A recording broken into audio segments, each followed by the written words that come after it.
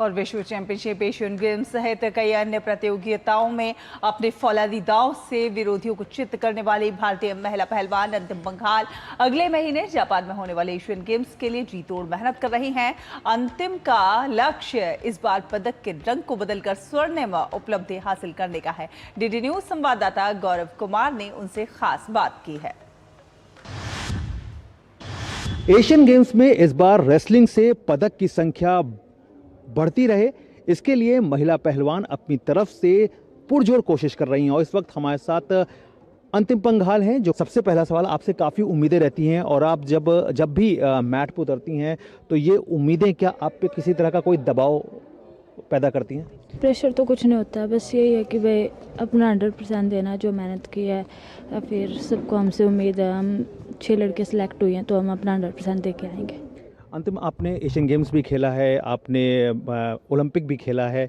हालांकि last Olympic आपके लिए उतना सफल नहीं रहा, लेकिन कहते हैं ना कि अगर आप इतने बड़े टूर्नामेंट में खेल लेते हैं तो फिर ये अनुभव जो है वो आपके बहुत काम आता है। हाँ, जब लास्ट टाइम गई थी तो इतना कुछ सब कुछ पता नहीं था, लेकिन इस बार तो थोड़ा पता है कि भाई कैसे कुछ होगा, तो थोड़ी तो मतलब मदद तो होगी भाई, सब कुछ पहले से पता होगा। वरना एकदम से देखते हैं तो थोड़ा ये अजीब सा भी लगता है, ऐसे ऐसे चीज़ें होती हैं।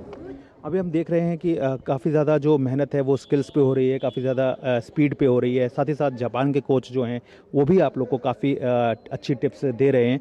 तो ऑन टोटल अगर देखा जाए तो सबसे ज़्यादा फोकस जो है वो किन किन बातों पे है आपका? कुछ से तो मैट पे लड़ने होते हैं तो अभी टेक्निक वगैरह के ऊपर ज़्यादा ध्यान दे रहे हैं, क्योंकि चाइना, जापान, इनके साथ ही ज़्यादा अच्छी बाउट होगी तो टेक्निक के ऊपर ज़्यादा ध्यान देना पड़ता है। अच्छा, आपको क्या लगता है जिन बाउट्स में आपको सफलता नहीं मिली, जैसे पिछले ओलंपिक में या फिर और भी जो टूर्नामेंट्स बात करें, तो आपने क्या कुछ अगर आपने कभी अपना वीडियो देखा हो या आपने एक एनालिसिस किया हो तो कहाँ पे सबसे ज़्यादा आप अपने अंदर कमी पाती हैं? ओलंपिक की बाउट हो गई या फिर एक आधी बाउट हुई है, उनमें मुझे खुद को नहीं पता होता। उस टाइम पे मैं समझ में नहीं आता क्या हुआ था। ओलंपिक के टाइम पे तो मुझे भी समझ में नहीं आता क्या हुआ, लेकिन उसके बाद इंजरी वगैरह भी थी। उस टाइम पे मुझे बहुत ज़्यादा इंजरी थी, कमर में भी थी, शोल्डर में भी थी, लेकिन उसके बाद ठीक की और फिर दोबारा से यही सोच के आई थी आगे गलती नहीं करूँगी। अभी जिस तरह से एक्सपोजर मिल रहा है लगातार और जिस तरह से जो स्कीम्स हैं गवर्नमेंट की, उनका कितना फ़ायदा मिल रहा है? हमें बहुत ज़्यादा फ़ायदा मिल रहा है। यहाँ पे कैंप लगा है दिल्ली में, यहाँ पे हमारी बहुत अच्छी ट्रेनिंग हो रही है। टॉप्स भी हमें बहुत ज़्यादा सपोर्ट करती है, साई भी फेडरेशन भी हमें बहुत ज़्यादा सपोर्ट करती है। किसी चीज़ की भी जरूरत हो तो बाहर भी कैंप लगवाने हो तो बाहर भी कैंप लगवाती है, सब कुछ करते हैं। अभी यहाँ पे कैंप लगवाया, बहुत अच्छी ट्रेनिंग हो रही है।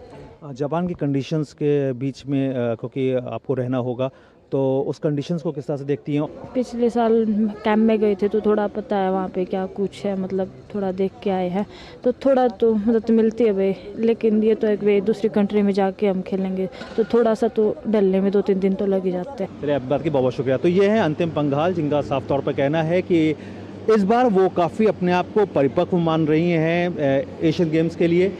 ओलंपिक में भले ही उनको सफलता नहीं मिली है, लेकिन एक लक्ष्य उनका ओलंपिक भी है।